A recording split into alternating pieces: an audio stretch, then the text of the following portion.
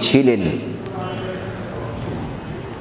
عن أبي هريرة قال قال رسول الله صلى الله عليه وسلم لكل نبي دعوة مستجابة। প্রখ্যাত সাহাবী হযরত আবু হুরায়রা থেকে বর্ণিত, তিনি বলেন রাসূল করিম সাল্লাল্লাহু আলাইহি ওয়াসাল্লাম বলেছেন, প্রত্যেকটি নবীর তার দোয়ার কবুল হয়েছে। দাওয়াতুন মুস্তাজাবাতুন, গ্রহণীয় দোয়া, অর্থাৎ প্রত্যেকটি নবীর দোয়া কবুল করা হয়েছে। আর তাদের দোয়াতে ফাতাআজ্জালা কুল্লু নবিয়্যিন দাওয়াতাহু, আর প্রত্যেক নবী তার প্রার্থনা তাড়াতাড়ি করা হোক বা দুনিয়াতেই তাদের ফলাফল দেওয়া হোক, এটি প্রত্যেক নবীরই কামনা ছিল। আল্লাহর নবী বলছেন, ওয়াইন্নি ইন ইখতাবাতু দাওয়াতি, আমি আমার এই প্রার্থনাটা দেরি করে দেওয়া হোক, আমি আমার এই প্রার্থনা, এই সুপারিশ আল্লাহ তাবারক ওয়া তাআলা আমাকে দেরিতে দিবে, এটি আমি আশাবাদী। শাফাআতুন লি উম্মতি, সেটি হচ্ছে আমার উম্মতের জন্য শাফাআত।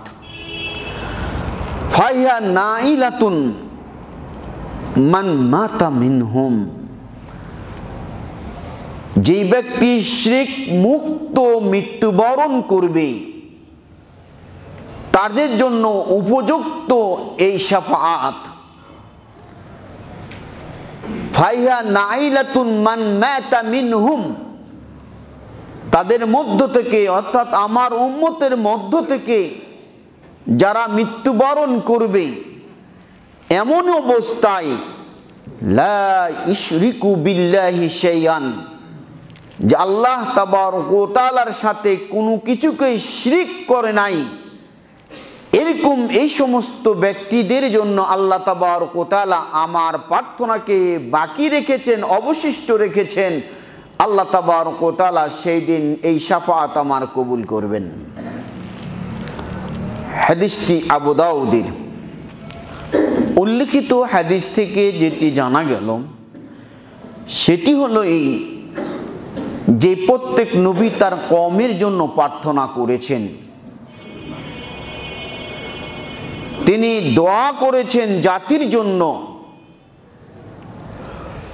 আর জাতিকে বিপদ থেকে বাঁচার জন্য, বালা মুসিবত থেকে বাঁচার জন্য তিনি প্রার্থনা করেছেন। আল্লাহর নবী বলেন, আমি রবের কাছে 3টি প্রার্থনা করেছিলাম, 2টি প্রার্থনা আমার রব কবুল করেছেন, আর 1টি প্রার্থনা কবুল করেন নাই। প্রথম প্রার্থনা ছিল এরকম, হে আল্লাহ, তুমি আমার কওমকে দুর্ভিক্ষ দিয়ে ধ্বংস করো না। 2 নম্বর প্রার্থনা ছিল, আমার কওমকে তুমি নিমিষেই ধ্বংস করে দিও না, একেবারে ধ্বংস করে দিও না। 3 নম্বর প্রার্থনা ছিল, পরস্পরকে তারা যেন মুখামুখি হয়ে লড়াই না করে, একে অপরে যেন যুদ্ধবাজ তারা যেন না হয়। ফামানিয়ানিহিম, আল্লাহ তাবারক ওয়া তাআলা আমাকে এটি নিষেধ করেছেন, আমাকে এটি বাধা দিয়েছেন। এই প্রার্থনা আল্লাহ তাবারক ওয়া তাআলা কবুল করেন নাই। প্রথম 2টি কবুল করেছেন, তা গ্রহণ করেছেন।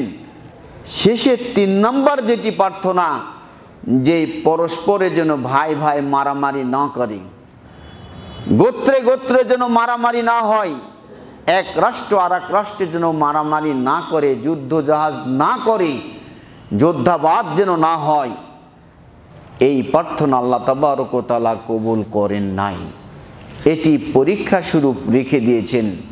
ক্ষমতা, একজন অপরজন ক্ষমতা ব্যবহার করছে, এইভাবে এই প্রার্থনা আল্লাহর নবীও জাতির জন্য করেছিলেন। আল্লাহ তাবারক ওয়া তাআলা প্রিয় হাবিবের এই দোয়ার ফজিলতে, প্রার্থনার ফজিলতে আল্লাহ তাবারক ওয়া তাআলা এই উম্মতে মুহাম্মদীকে পূর্বের জাতির মতো আদ এবং সামুদের মতো যেইভাবে ধ্বংস করেছে এরকম ধ্বংস হবে না, আল্লাহর নবীর এই দোয়া আছে। তাহলে জাতির জন্য দোয়া করেছেন, কিয়ামতের দিন কি করবেন? কিয়ামতের দিন পূর্বে যে হাদিসগুলি বর্ণনা করেছি শাফাতের একাধিক হাদিস বর্ণিত আছে। তন্ম মধ্যে কিয়ামতের দিন, সেই দিন নবীরা তো বিপদেই সিজদায় পড়ে থাকবেন। আল্লাহর নবীকে দীর্ঘ সময় সিজদায় পড়ে থাকার অনুমতি দেওয়া হবে। যতক্ষণ রব চাইবেন ততক্ষণ সিজদায় পড়ে থাকবেন। এরপরে তাকে মাথা উত্তোলন করতে বলা হবে। এইবার তিনি সুপারিশ করবেন, সুপারিশ কবুল করা হবে। এটি একটা ধরন। সেই কিয়ামত মাঠে এমন একটি বিভীষিকাময়, এমন একটি ঘনাঘত পরিবেশ হবে, এমন একটি বিপদ মুহূর্ত হবে যে তারা এত বড় বিপদ কোনোদিন চোখে দেখে নাই। রবের কাছে প্রত্যেকেই তখন তারা ইয়া উম্মতি, ইয়া উম্মতি, হে আমার দল, হে আমার জাতি, তারা আল্লাহর কাছে কাঁদবে। নবীরা তাদের দল বল নিয়ে কান্নাকাটি করবে। তখন তারা দু হাঁটু মাটিতে গেড়ে দিয়ে দুই হাত উপর দিকে উত্তোলন করে বলবে, ইয়া উম্মতি, ইয়া উম্মতি, ইয়া উম্মতি, আমার উম্মত, আমার উম্মত, আমার উম্মত। আমার জাতির কি হবে আজকে? আমার জাতির কি ফয়সালা হবে? আমার জাতি কিভাবে আজকে বিভীষিকাময় থেকে বাঁচবে? এই বিপদ থেকে কিভাবে বাঁচবে? তখন নবীরা দোয়া করবে হাঁটু গেড়ে দিয়ে। আমরা তো দোয়া দুই হাত তুলে ভদ্রলোকের মতো বসে থেকে আমরা আল্লাহর কাছে চাই। নবীরা জাতির জন্য এমন একটি বিপদ মুহূর্তে তারা দুই হাঁটু মাটিতে গেড়ে দিয়ে দুই হাত উত্তোলন করছে, রবের কাছে প্রার্থনা করবে যে আমার জাতি কি হবে আজকে, এই বিচারিক আদালতে কি ফয়সালা পাবে জাতি। এই দুশ্চিন্তায় তারা রবের কাছে কান্নাকাটি করতে থাকবে। সেই নবীদের শাফাত পাওয়ার প্রথম যিনি পাবেন তিনি মুহাম্মদ রাসূলুল্লাহ সাল্লাল্লাহু আলাইহি ওয়াসাল্লাম। তাহলে সেই নবীর উম্মত হয়েও যদি আমি আপনি অনুসারী না হতে পারি, তার মনোনীত দিন যদি আমরা মান্য না করতে পারি, তাহলে সেই দিন আমরা তার সুপারিশ পাবো বলে মনে হয় না। এই হাদিসে যেটি বলা হচ্ছে যে তিনি তার দোয়া সুপারিশ হিসাবে রেখে দেওয়া হয়েছে, তিনি সেই দিন উম্মতের জন্য সুপারিশ করবেন।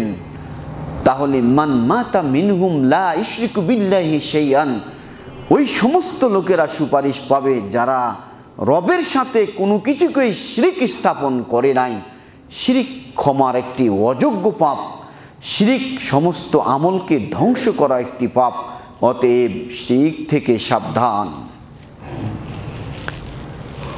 কিয়ামতের মাঠে তিন শ্রেণীর লোক সুপারিশ করতে পারবে আল্লাহ তাবারক ওয়া তাআলা, ইল্লা মান ইরতাদা মিন, যে তাদের মধ্য থেকে আল্লাহ যাকে মনোনীত করেছেন বাছাই করে নেবেন। তন্মধ্যে তিন শ্রেণীর লোক। আন ওসমান ইবনে আফফান قال قال رسول الله صلى الله عليه وسلم يشفع يوم القيامة ثلاثة। ওসমান ইবনে আফফান থেকে বর্ণিত, তিনি বলেন রাসূল করিম সাল্লাল্লাহু আলাইহি ওয়াসাল্লাম বলেছেন, কাল কিয়ামতের দিন রবের কাছে সুপারিশ করার তিন শ্রেণীর লোক আল্লাহ তাবারক ওয়া তাআলার কাছে সুপারিশ করার অনুমতি পাবেন। প্রথম যেই দল সে হচ্ছে আম্বিয়া, নবী রসুলগণ। নবী রসুলগণ আল্লাহ তাবারক ওয়া তাআলার কাছে সুপারিশ করতে পারবেন। তার পূর্বে হাদিসেই বলা হলো যে তারা হাঁটু গেড়ে দিয়ে আল্লাহর কাছে আবেদন করবেন। এই বিষয়ে একাধিক আলোচনা চলে গিয়েছে। দুই নম্বর শ্রেণীর লোক যারা হবে তারা সুম্মাল উলামা, আলেমগুন। আলেমগুন তারা কাল কিয়ামতের দিন আল্লাহ তাবারক ওয়া তাআলা অনুমতি দিলে তারা আল্লাহ তাবারক ওয়া তাআলার কাছে সুপারিশ করতে পারবেন। 3 নম্বর হচ্ছে শুহাদা, যারা আল্লাহ তাবারক ওয়া তাআলার কালিমা তৈয়বাকে বুলন্দ করার জন্য কাফের মুশরিকের বিরুদ্ধে যুদ্ধ করেছে, দেশ রক্ষার জন্য যুদ্ধ করেছে, তারা হচ্ছে শুহাদা। যারা এই দিন ধর্ম রাষ্ট্রকে রক্ষা করতে গিয়ে শহীদ হয়ে গেছেন, তারা হচ্ছে শুহাদা। শহীদ গুণ আল্লাহ তাবারক ওয়া তাআলার কাছে সুপারিশ করতে পারবেন। অন্য হাদিসে রাসূল করিম সাল্লাল্লাহু আলাইহি সাল্লাম বলেন, শহীদ গুণ যাদের জাহান্নাম অজীব হয়ে গেছে, এরকম 70 জনকে তার পরিবারের পক্ষ থেকে 70 জনকে সুপারিশ করার অনুমতি পাবে। একজন শহীদ তার পরিবার থেকে 70 জনকে সুপারিশ করে জাহান্নাম থেকে মুক্তি করার যোগ্যতা আল্লাহ তাবারক ওয়া তাআলা সেই দিন দিবেন। তবে কথা থাকে, ধর্মের নাম করে আজকে যে সমস্ত সন্ত্রাসী কার্যকলাপ, অতর্কিতভাবে হামলা করে ইসলামকে ডুবানোর জন্য, আলেম ওলামাকে ধ্বংস করার জন্য যে সন্ত্রাসী কায়দায় ধর্ম ব্যবহার করে যে যুদ্ধ জিহাদের কথা বলা হচ্ছে, এই যুদ্ধ জিহাদ কিন্তু আল্লাহর নবী অনুমোদন দেয় নাই। অতর্কিত হামলা করে, মানুষকে হামলা করে মেরে ফেলে ইসলামের নাম দিয়ে এটা ইসলাম প্রতিষ্ঠা করে নাই। এটি ইসলামকে একে শহীদ বলে না। যুদ্ধ হবে, রাষ্ট্রপক্ষ ঘোষণা দিবে, বহিঃসূত্রে আক্রমণ হলে রাষ্ট্রপ্রধান ঘোষণা দিবে, ইসলামী রাষ্ট্র হোক অথবা আপনার যে কোনো রাষ্ট্রের প্রধান ঘোষিত হতে হবে। তখন সেটি সেই যুদ্ধে যদি শহীদ হয়, সেটি হতে হবে ইসলামের স্বার্থে, সার্বভৌমত্বের স্বার্থে, জাতির স্বার্থে হতে হবে। ব্যক্তি গোষ্ঠীর স্বার্থে হলে সেটি জিহাদ নয়। অতএব এই সমস্ত কর্মকাণ্ডে ইসলামকে ধ্বংস করে দিবে, আলেম ওলামাকে ধ্বংস করে দিবে, অন্য পক্ষকে ইসলামের বিরুদ্ধে তাদেরকে কর্মকাণ্ড পরিচালনার সহযোগিতা করবে, এরকম কাজ যেন কোনো শ্রেণীর মানুষ যেন না করে। তাহলে 3 শ্রেণীর মানুষ আল্লাহ তাবারক ওয়া তাআলার কাছে সুপারিশ করতে পারবেন: নবীগণ, ওলামাগণ এবং শহীদগণ। পরের হাদিসে আন তুফাইল ইবনে উবাই ইবনে কাব আন আবিহি আন্না রাসূল সাল্লাল্লাহু আলাইহি ওয়াসাল্লাম قال ইযা কানা ইয়াউমাল কিয়ামাতি কুনতু আমামান নাবিয়িনা ওয়া খতীবাহুম ওয়া সাহিবু শাফাআতিহিম গায়রা ফখরিন। তুফাইল ইবনে উবাই ইবনে কাব থেকে বর্ণিত, তিনি তার পিতা থেকে বর্ণনা করেন, তিনি বলেন রাসূল করিম সাল্লাল্লাহু আলাইহি সাল্লাম বলেন, ইযা কানা ইয়াউমাল কিয়ামাতি, কিয়ামতের যেদিন দিন হবে, অর্থাৎ কিয়ামতের মাঠ যেদিন অনুষ্ঠিত হবে, কুনতু আমামান নাবিয়িন, আমি সেদিন নবীদের ইমাম হব। আরেকটি হাদিস আছে সাইয়্যিদুল মুরসালিন, আমি সকল নবীগণের সর্দার হব। ও খাতিবুহুম, এবং আমি তাদের বক্তা হব। আল্লাহ নবী সকল নবী রাসূলের ইমাম হবেন, নেতা হবেন। ও খাতিবুহুম, এবং তাদেরকে তিনি খুতবা প্রদান করবেন, বক্তৃতা দিবেন, তিনি সেদিন নসিহত করবেন। ও সাহিবু শাফাআতিহিম গায়রা ফাকরিন, শুধু তাই নয়, সেদিন আমি সুপারিশের মালিকও হব। অর্থাৎ আল্লাহ তাবারক ওয়া তাআলার কাছে সুপারিশ করার যোগ্যতা আল্লাহ তাবারক ওয়া তাআলা আমাকে প্রদান করবেন। গায়রা ফাখরিন, এটা আমার কোনো গর্ব নয়, এটি কোনো আমার অহংকার নয়। আল্লাহ নবী একে তো নেতা হবেন, একে তো তাকে ভাষণ দেওয়ার অনুমতি দেওয়া হবে, এরপরেও তিনি সুপারিশ করতে পারবেন। এত গুণের অধিকার হয়েও তিনি বলছে গায়রা ফাকরিন, এটা আমার কোনো গর্ব নয়। কিন্তু আমরা সাধারণত একটু ক্ষমতা পেলেই এত গর্ব, এত অহংকার আমরা করি, যা মনে হচ্ছে যে পায়ের নিচে মনে হয় মাটি নেই। এরকম নিচের মানুষগুলোকে মনে হয় শিয়াল, কুত্তা, বিড়ালের চেয়েও আমরা মনে হয় একের ছোট মনে করি, মনে হচ্ছে তাদের কোনো দাম নেই, এরকম একটি মনে হচ্ছে। কিন্তু কিয়ামতের মাঠ যেদিন হবে, যেদিন আল্লাহ নবীর হাতে এই সুপারিশের ঝান্ডা যেদিন থাকবে, সেই দিন আপনি সেই অহংকার নিয়ে সেই সুপারিশ পাওয়ার আশা করেন? সেই সুপারিশ পাওয়ার যোগ্যতা কি রাখে?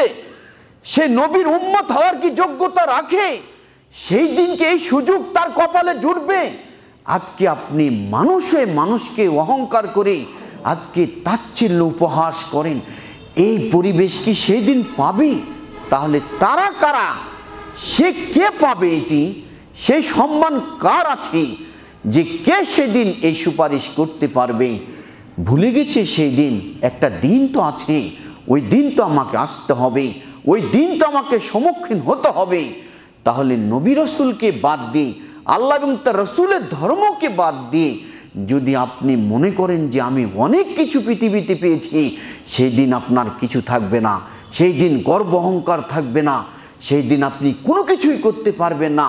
আল্লাহ নবীর অনুসারী না হয়ে আপনি কখনোই জান্নাতে যেতে পারবেন না। তাহলে আল্লাহর নবী হচ্ছেন ইমামুন নবীন, নবীদের হচ্ছে তিনি হচ্ছেন ইমাম, এবং ও খতিবাহুম, ওই সমস্ত নবীদেরকে তিনি উপদেশ দিবেন। নবী হয়ে নবীদেরকে উপদেশ দেওয়া চারটিখানি কথা নয়। শিক্ষক হয়ে শিক্ষককে উপদেশ দেওয়া, শিক্ষা প্রদান করা চারটিখানি কথা নয়, চারটিখানি যোগ্যতার ব্যাপার নয়। মন্ত্রী হয়ে মন্ত্রীকে শাসন করা চারটিখানি কথা নয়। আপনি যোগ্য সম্পন্ন ব্যক্তি হয়ে যোগ্য সম্পন্ন ব্যক্তির সামনে বক্তৃতা প্রদান করা, জ্ঞান প্রদান করা চারটিখানি কথা নয়। এটি অনেক বড় পাওয়ার। অতএব আসমানি পাওয়ারের কাছে কোনো পাওয়ার নেই, অতএব আসমানি সম্মানের কাছে কোনো সম্মান নেই, আসমানি ইজ্জতের কাছে আর কোনো ইজ্জত নেই। আসমানি রব যেভাবে যাকে যেখানে ইজ্জত দিবেন, সেই ইজ্জত তাকে কেউ খাটো করতে পারবে না। অতএব আল্লাহ তাবারক ওয়া তাআলার প্রিয় হাবিব যে কথাটি বলেন সেটাই সত্য। সেখানে আপনাকে মাথা নত করে দাস হিসাবে, আনুগত্যশীল হিসাবে আমাকে আপনাকে জমিনে তারই দাসত্ব করতে হবে। এর নাম হচ্ছে মুহাম্মদ রাসূলুল্লাহ সাল্লাল্লাহু আলাইহি ওয়াসাল্লামের আনুগত্য করেই আপনাকে ইহকাল ত্যাগ করে আপনি কবরে যখন যাবেন, কবরে আপনাকে যখন লিবনচুষ মোড়া করে যখন আপনাকে উত্তর সিথান করে দেওয়া হবে, তখন জাতিকে বলবেন, দোয়া পড়েন, আমার এক মুসলিম ভাইকে কবরে রাখা হচ্ছে। যখন বলবেন বিসমিল্লাহি ওয়া আলা মিল্লাতি রাসূলিল্লাহি সাল্লাল্লাহু আলাইহি সাল্লাম, আমি আল্লাহর নামে আমার এই দিনী ভাইকে কবরে রাখলাম মুহাম্মদ সাল্লাল্লাহু আলাইহি সাল্লামের দ্বীনের উপরে, মুহাম্মদ সাল্লাল্লাহু আলাইহি সাল্লামের তরিকার উপরে। আমি কত বড় মিথ্যুক সাক্ষী যে বলছেন মুহাম্মদের তরিকার উপরে ছিল। আমরা ধর্ম মানি কোথায়? কোথায় সে আমাদের দিন? কোথায় সে আদর্শ? কোথায় সে নিয়ম? মাটির উপরে কবরে পারে গিয়ে মিথ্যা একটা সাক্ষী দেই যে ইনি ছিলেন মুহাম্মদের তরিকার উপরে। তাহলে সেই দিন আমি আপনি কি সেই সুপারিশ পাবো? তাহলে আল্লাহ নবী বলছেন সাহিবু শাফাআতিহিম গায়রা ফাকরিন, আমি সেদিন শাফাআতের মালিক আমি হয়ে যাব সেদিন, গায়রা ফাকরিন, সেদিন আমার কোনো গর্ব অহংকার থাকবে না। হাদিসটি আবু দাউদ।